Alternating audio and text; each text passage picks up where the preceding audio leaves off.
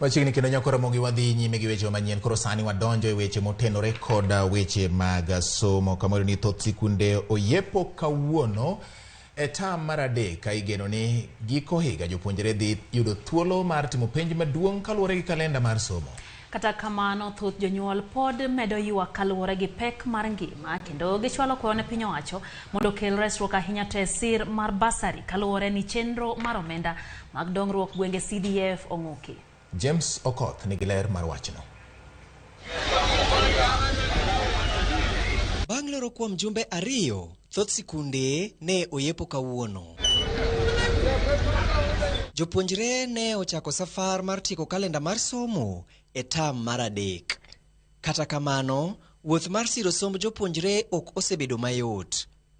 Jonyuol mane watwago e boma ma Kisumu e kinde mane gikowo nyithindo e sikul ywago pek mar ngima. Corona nini kalenda oinyowa ma 1 week nyathi odhi school, in the next 1 week kendo chako duogo japuonj dwaro pesa mana kama kawaida. Walewo gi nyithindo e dhout kata sani nyithindo pok odhi, morning odhi kawuono pok odhi, madhi kiny pok odhi, time short. Ke nyathi donjo ni to lor school nyathi duogo e ot, nyathi dhi ni to lor school nyathi duogo e ot. Koro wakia ni to kare sirikal ni otero wakanye to school ni to dhi kod wakanye. To nyaka ne med fuel waseno pek mang'eny e tich. E chabira biro to king'ise bei to ne mane mae to gan gi echwa. Koro wako sirikal kanya winjowa to dwok no bech mafuta chien. Jonyuol makisi bende neno pek nikech chal marach mar uchumi. Maisha imeenda juu, ukienda kufanyia mwanafunzi shopping, most of the things bei imeenda juu. On the side of transport, ukienda kwa magari unapata pia gari nauli pia imepandishwa. Abiria ni wachache ingawa watoto wamefungua shule na ni kama wazazi hawana hera saa kupeleka watoto shule. Ndio maana tumekuwa na upungufu wa wasafiri upande huu. Pia mafuta iko juu sana.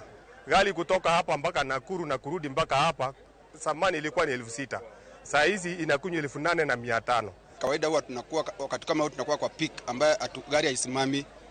Hivi tunavyoongea gari tumekaa kama hapa karibu masaa 2 hatujapata abiria, which means kuna challenge na hali ya uchumi imeumiza wasafiri kiasi ambao waweze kusafiri vile huwa wanasafiri kawaida.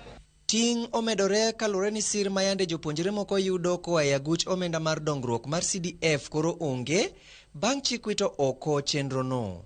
E kinde no, jodolo jiwo jotelo mondo omany yore mamoko mag siro somb jopuonjre.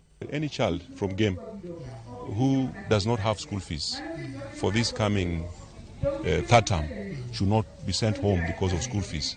And I think really any leader, anybody who really loves the people, their people, must work towards solving the problem. We call on our political leaders to join with other leaders in the community to push forward development work.